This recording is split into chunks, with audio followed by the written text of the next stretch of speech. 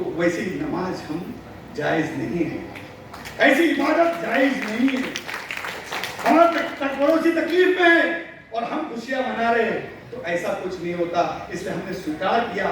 इसलिए आज के बाद कहूंगा कि कोई भी इसके अंदर श्रेय लेने की जरूरत नहीं है कि इनके वजह से अजान बंद हुई, कांग्रेस वालों के वजह से अजान बंद हुई, या महाराष्ट्र के मुख्यमंत्री को मुसलमानों ने साथ दिया, ऐसा कुछ नहीं है।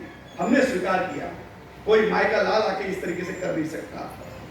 मैं इस मंच के माध्यम से कहूंगा कि मंच वाले ने कहा कि हम हनुमान चालीसा करेंगे।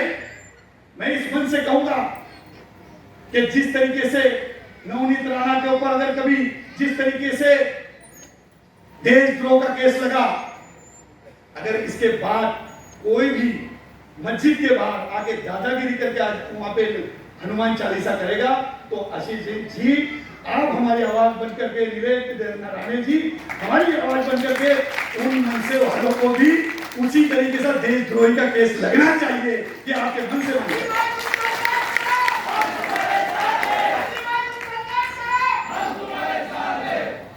एक अल्पसंख्यक मंत्री जो अभी कुर्ला के अंदर आराम कर रहा है, सरकार इनकी है, आराम कर रहा है, तो क्या बोले गुप्त रोग हो गया। मैंने पूछा ये कौन सा रोग है भाई? आते आते पूछ रहा था, नहीं कॉन्फिडेंशियल है, मीडिया में बात चली जाएगी। तो मतलब कौन सी बात छुपाओगे? कि उनका बेटा भाग गया, आज तक के हाथ नहीं आ रहा है, छुपते घूम रहा है। अल्पसंख्यक मंत्री का, जिस मंत्री ने वक्फ बोर्ड की जगह पे ढल्ला मारा, मुसलमानों की जगह उसके ऊपर ढल्ला मारा। अरे अगर तुमको शर्म होती, आज तुम्हारी सरकार ने तुमको अल्पसंख्यक मंत्री रखा या उस मंत्री के पद पे रखा, क्या कह के रखा कि मुंबई महानगर पालिका है, महाराष्ट्र के इलेक्शन है, इनको रखो, मुसलमान खुश हो गए। मैं मुसलमानों से पूछना चाहूंगा, अरे तुम्हारे कोई मुंह को रोका है? तुमको तो कैद किया है ना। क्यों कैद किया? कि तुमने दाऊद के साथ संबंध रखे, इसीलिए तुमको कैद किया है ना। तुम्हारे मुंह को तो नहीं बंद किया। इतने सारे मसले चल रहे, आप एक स्टेटमेंट नहीं देते। इसके पहले तो रोज सुबह होती थी और मेरे घर के बाजू में एक भोगा बसता था, जिसको शुरू नींद में से उठते बराबर नवाब मलिक मीडिया को बुलाकर बोलते थे। मैंने कहा था ये एक दिन ऐसा आएगा, मीडिया से छुप छुप के भागेगी, और वैसे ही हुआ। ये दूसरे को नौकरी से हटाने चले थे, बेचारे खुद जेल चले गए। दूसरे को जेल डालने चले गए थे, बेचारे खुद चले गए। वक्फ बोर्ड की जमीन, जिसको कहते हैं अल्लाह की जमीन, वक्फ की जमीन के ऊपर जो जो हाथ मारेगा, वो उसी तरीके से अल्लाह की तरफ से मार आएगी और इसी तरीके से जेल जाएगा। कोई भी व्यक्ति वहां पर मरेगा, उसका गुनाह दाखिल उस एक्सप्रेस कंपनी का आईआरबी के ऊपर गुनाह दाखिल होना चाहिए, वो मर्डर का गुनाह दाखिल होना चाहिए, ये हमारी मांग है। आप देखिए, हमारा कोई कसूर नहीं है, रास्ते फैले। अब बरसात आने वाली है, जैसी बरसात आएगी रोड के ऊपर मिट्टी आएगी और गाड़ी स्लिप करेगी, बड़ी बड़ी बस स्लिप हो जाती है, छोटी गाड़ी तो बात छोड़ दो। रास्ते पे एक्सप्रेस हाईवे के ऊपर पानी जम जाता है और उस पानी जमने की वजह से, रास्ते फटने की वजह से गाड़ी स्किड करती है और सीधा रोड के उस पार चली जाती है और व्यक्ति कोई बचता नहीं। ये रास्ते की हालत है। स्पीड आपने बांध दिया, हम भी समझते हैं ठीक 80 की स्पीड पर चलना चाहिए, बस बड़ी गाड़ी 100 की स्पीड में चलना चाहिए, लेकिन 60 की स्पीड के अंदर गाड़ी चलना तो बहुत भारी है। 60 की स्पीड में अगर बस चलती है तो पैसेंजर चिल्लाता है। ये रास्ते की हालत कर दी है। आज डोंगर के डोंगर गिर रहे, ये सारी चीजों का कौन जवाब देगा? लेकिन हमारे मुख्यमंत्री जी के पास टाइम नहीं है। दुख कभी कभी होता है। मेरे भी कौम के लोग कहते हैं आशीष भाई, मैं एक समाज का भी अध्यक्ष हूं, खादी समाज का अध्यक्ष हूं। कभी अजान का मुद्दा तो कभी मस्जिद का मुद्दा, कोई कहता है ढांचा गिराया, कोई कहता है नहीं नहीं हमने मस्जिद गिराया। अरे हमने स्वीकार कर लिया, सुप्रीम कोर्ट के जो फैसले को हमने मुसलमानों ने स्वीकार कर दिया कि ठीक है, सुप्रीम कोर्ट ने कहा और हमने छोड़ दिया। बड़ा दिल किया और छोड़ दिया।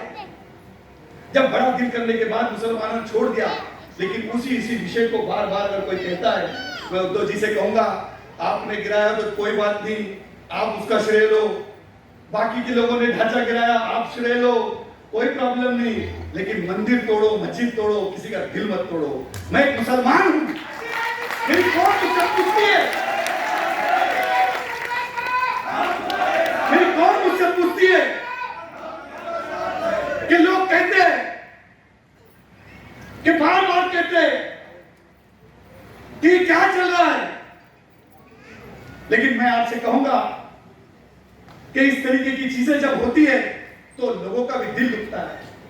मैं आज भारतीय जनता पार्टी का कार्यकर्ता हूं, पूरे दिल से कहता हूं, जब मैं नारे तकबीर अल्लाहू अकबर कहता हूं तो मैं भारत माता की जय भी कहता हूं। मैं भारत में रहता हूं, मैं इस धरती में जुड़ा हूं, देव का भूमि पुत्र हूं, मैं महाराष्ट्र का रहने वाला हूं, पुणे का रहने वाला हूं, इस पुणे के अंदर इस मिट्टी से जुड़ा हूं, तो मुझे अभिमान है मैं महाराष्ट्र का भूमि पुत्र हूं। दुख होता है वो सारी चीजें देखते हुए कि लोग कहते हैं कि नहीं नहीं, अजान जो हुई कांग्रेस के राज के अंदर, कांग्रेस के लोगों ने अजान बंद कराई, महाराष्ट्र के मुख्यमंत्री हद तो पार कर दी कि 35 पीयून को उन्होंने ऑफिसर बना डाला। वो ऑफिसर, वो पीयून जाके कलेक्टर से बात करता है, वो पीयून जाके कमिश्नर से बात करता है, और उसको जब कार्ड पूछे तो पता चलता है वो क्लर्क है या पीयून है। क्यों किया? तो पता चला कि पुणे के अंदर करोड़ों की जमीन मुसलमानों की दरगाह की है, बीड़ में जमीन मुसलमानों की मस्जिद की है, नासिक के अंदर जमीन करोड़ों की मुसलमानों की मस्जिद की है, कई पीरजादा ट्रस्ट की जमीन हड़पने का काम किया, सारी जमीनों को लेने का काम करना शुरू कर दिया।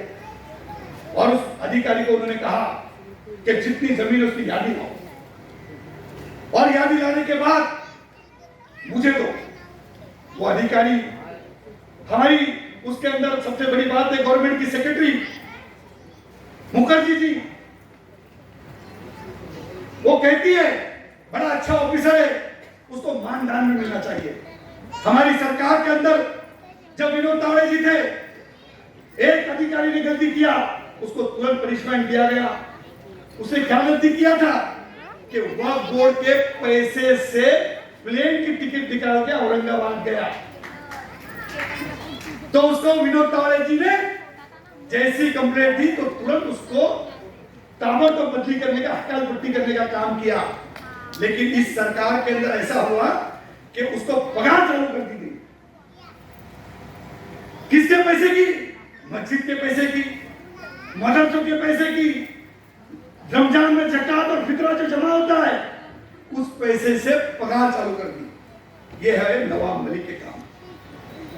अब जब नवाब मलिक अंदर गए, ठीक है अंदर गए, एक गए एक हॉस्पिटल में, एक गए प्राइवेट हॉस्पिटल में, बेटा भाग गया।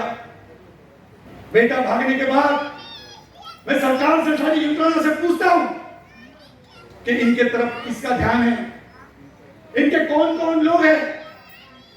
16 लोगों के नाम गए, लेकिन वो 5 लोगों का नाम क्यों नहीं लिया जाता है। एक दिन ऐसा आया कि रोज प्रेस कॉन्फ्रेंस ले रहे थे, लेते लेते अल्पसंख्यक मंत्री दुबई यात्रा पे चले गए। दुबई यात्रा पे चले गए, उन्होंने ट्वीट किया कि मैं अल्पसंख्यक समाज के हित में दुबई जा रहा हूं। ये ट्वीट ऐसा था, सारे लोग देख रहे थे। देखने के बाद वो चले गए, और जाने के बाद इत्तेफाक की बात थी, जब बिल्ली दूध पीती है तो बिल्ली को लगता है कि मुझे कोई नहीं देख रहा, लेकिन खुली आंख से सब देख रहे थे वो ताज होटल के अंदर दाल मखनी खा रहे थे सुबह 11:30 बजे। तो मैं पूछता हूं, कौन है परवेज खान, जिसके बारे में सवाल जवाब क्यों नहीं किया जा रहा है? पूना का पैसिफिक बिल्डर